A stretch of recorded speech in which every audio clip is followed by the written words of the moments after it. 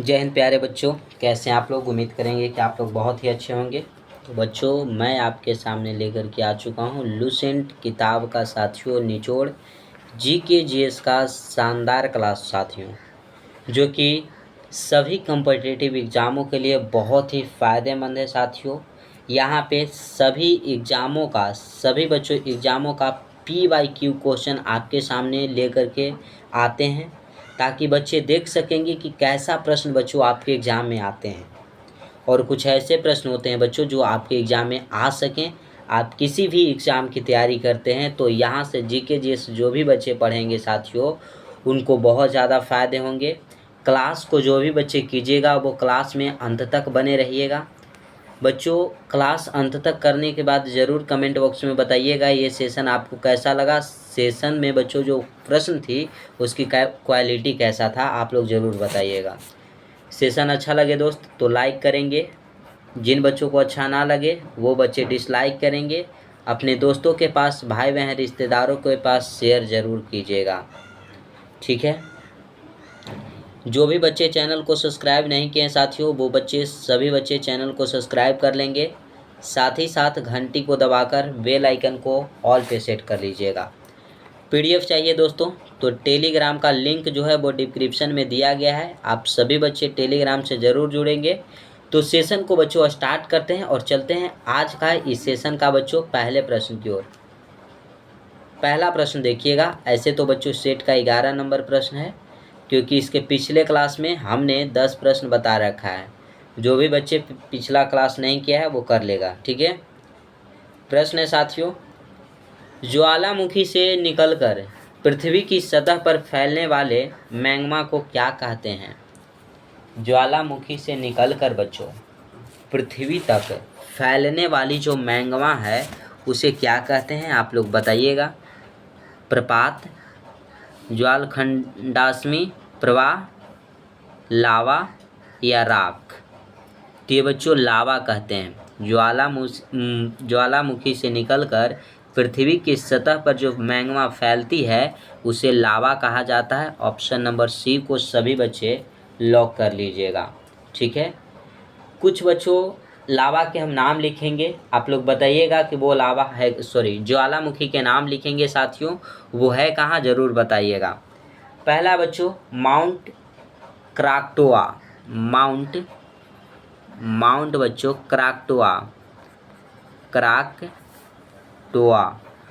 Krakatoa बताइएगा। ये बच्चों ज्वालामुखी है, प्रमुख ज्वालामुखी है दोस्तों। ये आपके एग्जाम में पूछे जाते हैं। ये कहाँ पे है, फिर बताइएगा। विसुवियस बच्चों ज्वालामुखी, ये कहाँ पे है। ये दोनों ज्वालामुखी को आप सभी बच्चे बताइएगा कहाँ पे है। तो माउंट क्राकाटोआ ज्वालामुखी जो है बच्चों यह इंडोनेशिया में है। इंडोनेशिया बच्चों। सबसे अधिक अगर द्वीप पूछा जाना आपसे तो इंडोनेशिया में ही है सबसे अधिक द्वीप बच्चों। 13,000 से भी अधिक द्वीप इंडोनेशिया में है, ठीक है। विसुवियस जो है बच्चों ज्वालामुखी, यह इटली में है दोस्तों। अब देखिए, भारत का एकमात्र ज्वालामुखी है बच्चों बैरन द्वीप। यहाँ पे लिखेंगे आपके सामने बैरन द्वीप बच्चों। ये ज्वालामुखी जो है ये कहाँ में है, तो अंडमान निकोबार में। अंडमान निकोबार दोस्तों, अंडमान निकोबार में क्या है, बैरन द्वीप है बच्चों। अंडमान को निकोबार से अलग करने वाला चैनल कौन सा है दोस्त, तो 10 डिग्री जो चैनल है दोस्तों, यह अंडमान को निकोबार से अलग करता है, ठीक है। क्लियर हो जाएगा बच्चों। माउंट फ्यूजी ज्वालामुखी कहाँ है, अगर पूछ दिया जाए बच्चों कि माउंट फ्यूजी ज्वालामुखी कहाँ पे है, आप लोग बताइएगा सभी बच्चे। तो ये बच्चों जापान को बच्चों सूर्योदय का देश कहा जाता है, ये याद रखिएगा। ऑप्शन आपका सी राइट आंसर था। सी को सभी बच्चे लॉक कर लेंगे। अगले प्रश्न की ओर चलेंगे साथियों। अगर प्रश्न में कोई दिक्कत हो तो आप लोग कमेंट बॉक्स में ज़रूर कमेंट कीजिएगा। अगले सेशन में बच्चों आपके कमेंट का रिप्लाई ज़रूर दूंगा, ठीक है। प्रश्न है साथियों कि गर्म मौसम की ऋतु में पश्चिम बंगाल क्षेत्र में गरज के साथ भारी वर्षा की घटना को क्या कहा जाता है? बताइएगा दोस्तों। गर्म मौसम की ऋतु में पश्चिम बंगाल क्षेत्र में गरज के साथ भारी वर्षा की घटना को मेरे दोस्त काल वैसाखी कहा जाता है। क्या कहा जाता है? काल वैसाखी। ऑप्शन नंबर आपका बी राइट हो जाएगा। आम्र वर्षा बच्चों यह केरल एवं कर्नाटक में होता है। केरल बच्चों, केरल एवं कर्नाटक। जो आम्र वर्षा है बच्चों, आम के लिए बहुत ही फायदेमंद होता है। ठीक है, क्लियर है दोस्त। काल वैसाखी जो है, ये काल वैसाखी जो है बच्चों, यह बिहार, उड़ीसा और पश्चिम बंगाल में होता है। कहाँ पे होता है बच्चों? उड़ीसा में होता है, उड़ीसा में होता है दोस्तों। फिर बिहार में होता है, बिहार में होता है, और होता है बच्चों पश्चिम बंगाल यानी कि वेस्ट बंगाल में भी होता है। ठीक है, क्लियर है दोस्तों। लू की अगर बात किया जाए, लू की बच्चों इतना नोट कीजिएगा। लू बच्चों गर्म तेज हवा को लू कहते हैं। गर्म तेज हवा को बच्चों, हवा जो हवा चलती है वो गर्मियों के दिन में बच्चों जो तेज़ हवा चलती है और वो हवा गर्म होती है, उसी को लू कहते हैं। ये ज़्यादातर बच्चों उत्तर भारत में और उत्तर पश्चिमी भारत में चलता है। ठीक है, कहाँ चलता है बच्चों? उत्तर भारत में, उत्तर भारत में दोस्तों। क्लियर है। काल वैसाखी बच्चों जो कि गर्म मौसम की ऋतु में पश्चिम बंगाल क्षेत्र में गरज के साथ भारी वर्षा होता है, इसी घटना को काल वैसाखी कहते हैं। ऑप्शन बी को सभी बच्चे लॉक कर लीजिएगा। ठीक है, सेशन अच्छा लग रहा हो साथियों तो लाइक और शेयर जरूर कीजिएगा। चैनल को सब्सक्राइब कर लेंगे सभी बच्चे। नेक्स्ट प्रश्न, 2011 की जनगणना के अनुसार भारत का जनसंख्या घनत्व प्रति वर्ग किलोमीटर कितना है? 2011 के जनगणना के अनुसार साथियों भारत की जो जनसंख्या घनत्व है वो बताइएगा। तो वो था बच्चों 382 व्यक्ति प्रति वर्ग किलोमीटर। ऑप्शन नंबर आपका क्या हो जाएगा? डी राइट हो जाएगा बच्चों। ठीक है, क्लियर है दोस्तों।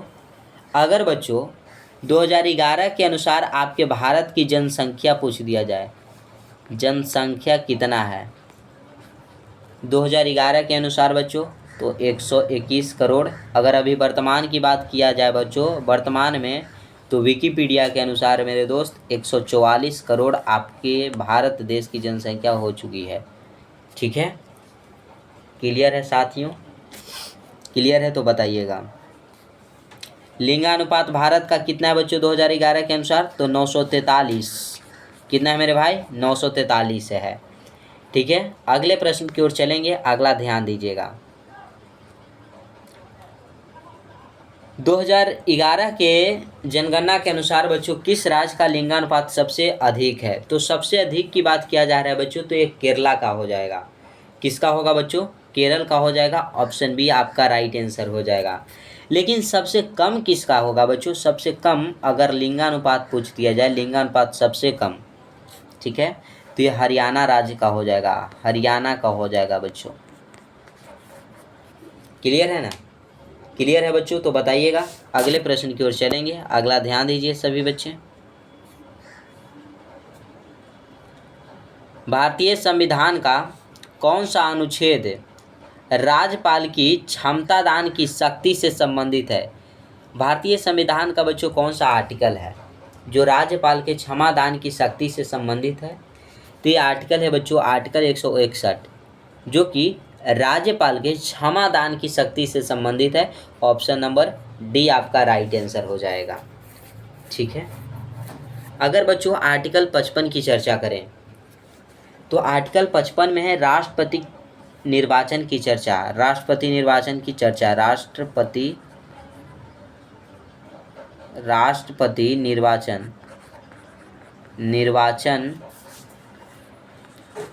की बच्चों चर्चा। राष्ट्रपति निर्वाचन की चर्चा कौन से आर्टिकल में है? तो आर्टिकल बच्चों 55 में है। आर्टिकल 145 की बात किया जाए तो इसमें है बच्चों कि सुप्रीम कोर्ट में नियुक्त व्यक्तियों के संबंध में कानून बनाने का अधिकार सुप्रीम कोर्ट का होगा। कहा जा रहा है कि जो सुप्रीम कोर्ट है बच्चों, सुप्रीम कोर्ट, जो सुप्रीम कोर्ट है बच्चों, इसमें व्यक्तियों के संबंध में, किसके संबंध में बच्चों? व्यक्ति के संबंध में बच्चों, संबंध में कानून बनाने का जो अधिकार है, कानून बनाने का जो अधिकार है बच्चों, यह सुप्रीम कोर्ट का ही होगा। किसका होगा? सुप्रीम कोर्ट का ही होगा। ठीक है साथियों। अब आर्टिकल 163 बचता है, इतना नोट कर लीजिएगा। आर्टिकल 63 कहता है बच्चों कि राज्यपाल की सहायता के लिए राज्य मंत्रिपरिषद का गठन किया जाएगा। जो राज्यपाल है बच्चों, राज्यपाल, इसकी हेल्प के लिए दोस्तों, हेल्प के लिए मंत्रिपरिषद का गठन किया जाएगा। राज्य मंत्रिपरिषद का,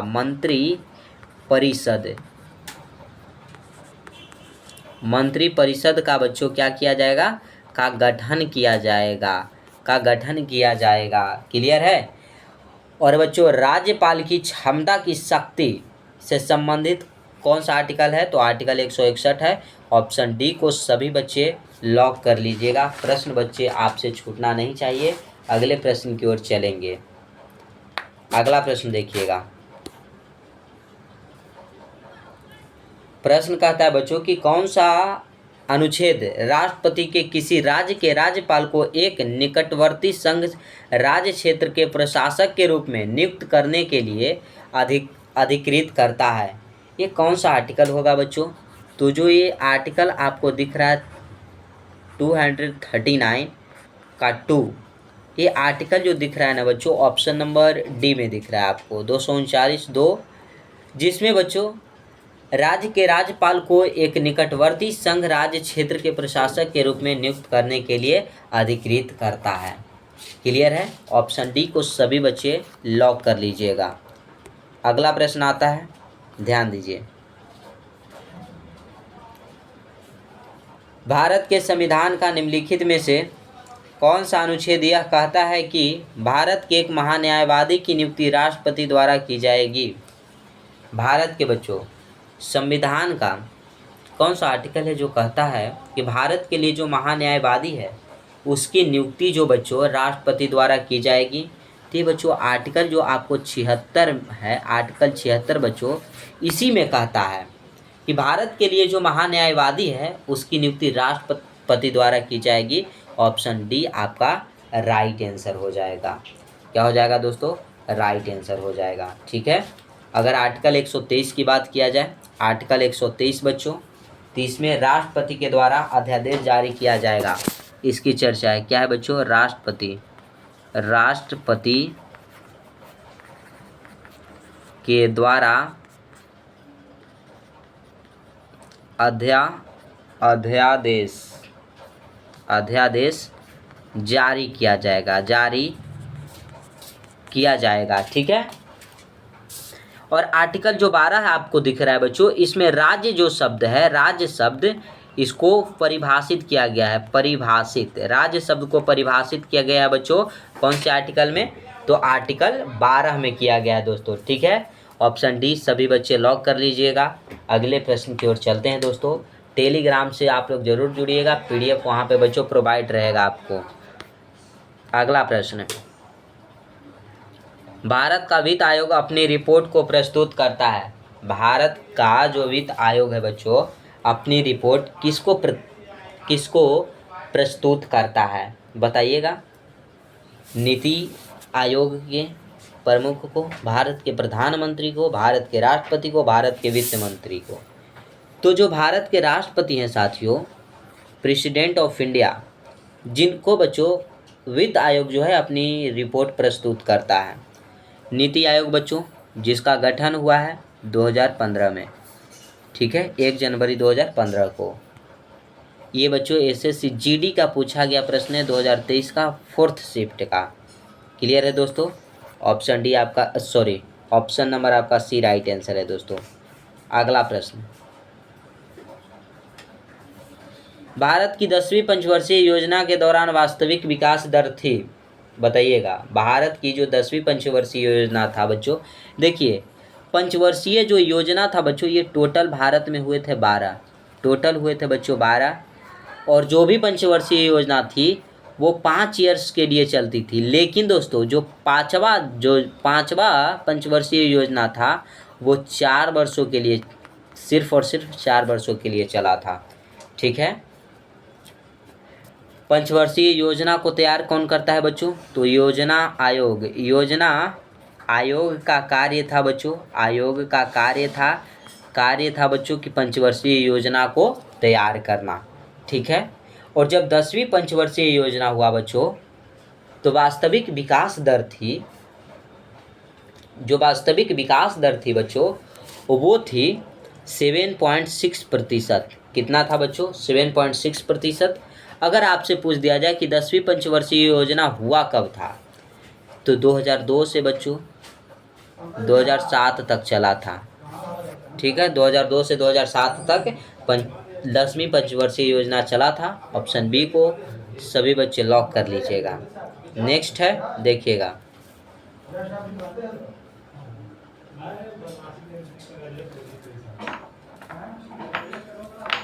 विद्युत विभव का ऐसा ही मात्रक है दोस्तों। विद्युत विभव का ऐसा ही मात्रक क्या होता है, सभी बच्चे बताइएगा। अब देखिएगा बच्चों, शक्ति का ऐसा ही मात्रक क्या होता है। शक्ति अगर पूछ दिया जाए तो मात्रक हो जाएगा वाट। एम्पियर बच्चों विद्युत धारा का हो जाएगा। विद्युत धारा का ऐसा ही मात्रक बच्चों आपका एम्पियर हो जाएगा। जूल बच्चों कार्य का हो जाएगा। ऊर्जा का हो जाएगा बच्चों, ऊर्जा का ऐसा ही मात्रक जूल हो जाएगा। फिर आपसे ऊष्मा का पूछ दिया जाएगा तो ऊष्मा का ऐसा ही मात्रक जूल हो जाएगा। वोल्ट बच्चों विभव यानी कि विभवांतर का हो जाएगा। विभवांतर का ऐसा ही मात्रक क्या होगा दोस्त? वोल्ट हो जाएगा। ऑप्शन नंबर डी को सभी बच्चे लॉक कर दीजिएगा। क्लियर है। अगला प्रश्न है, नेक्स्ट है दोस्तों कि अगस्त 2024 से संघ लोक सेवा आयोग यूपीएससी के अध्यक्ष के रूप में किसे नियुक्त किया गया है? किसे नियुक्त किया गया बच्चों? तो प्रीति सूदन को नियुक्त किया गया। ऑप्शन नंबर बी जो है वो राइट आंसर हो जाएगा। ठीक है। जो यूपीएससी है बच्चों, यूपीएससी है, इसकी चर्चा हमारे संविधान के भाग नंबर 14 में किया गया है।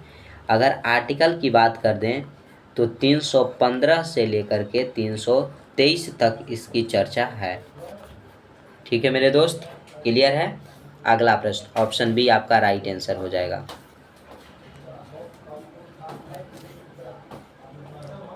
प्रश्न कहता है कि जुलाई 2024 के दौरान केरल के किस जिले में अपने इतिहास का सबसे घातक भूस्खलन हुआ? बताइएगा दोस्तों, कहाँ पे सबसे ज़्यादा भूस्खलन हुआ? तो वायनाड में हुआ है दोस्तों। ऑप्शन नंबर सी आपका राइट हो जाएगा, केरल के वायनाड जिले में। अगला प्रश्न है, भारत के किन प्रतिभागियों ने 54वें अंतर्राष्ट्रीय भौतिकी ओलंपियाड 2024 में स्वर्ण पदक जीते? तो ये जीते बच्चों रिदम केडिया और वेद लाहोटी। ऑप्शन नंबर सी आपका राइट आंसर होगा। और ये रहा बच्चों आज का आपके सेशन का लास्ट प्रश्न। भारत के पहले बहुराष्ट्रीय हवाई अभ्यास का नाम क्या है जो अगस्त 2024 में आयोजित किया गया? तो ये था बच्चों तरंग शक्ति 2024। ऑप्शन नंबर सी आपका राइट आंसर हो जाएगा। क्लियर है। तो बच्चों सेशन का आपका तो प्रश्न समाप्त हो गए साथियों। आप सभी बच्चे कमेंट बॉक्स में ज़रूर कमेंट कीजिएगा ये सेशन आपको कैसा लगा दोस्तों। अगर सेशन अच्छा लगा हो तो सभी बच्चे सेशन को लाइक करेंगे। जिन बच्चों को अच्छा ना लगा हो वो सेशन को डिसलाइक करेंगे। अपनों दोस्तों के पास, भाई बहन, रिश्तेदारों के पास शेयर करना नहीं भूलिएगा। ज़्यादा से ज़्यादा बच्चों तक शेयर कीजिएगा दोस्तों। जो भी बच्चे चैनल को अभी तक सब्सक्राइब नहीं किए हैं वो चैनल को सब्सक्राइब कर लेंगे साथियों, और साथ ही साथ घंटी को दबाकर बेल आइकन को ऑल पे सेट कर लीजिएगा, ताकि जब भी क्लास लेकर के आएँ तो उसका नोटिफिकेशन मिले और आप सही समय से क्लास को अटेंड कर सकेंगे। अगर बच्चों क्लास का PDF जिन बच्चों को चाहिए वो टेलीग्राम से ज़रूर जुड़िएगा। टेलीग्राम का जो लिंक है बच्चों वो डिस्क्रिप्शन में दिया गया है। सभी बच्चे टेलीग्राम से जुड़िएगा। तो आज बच्चों हम यहीं तक रखेंगे। आज के लिए बस इतना ही। जय हिंद साथियों।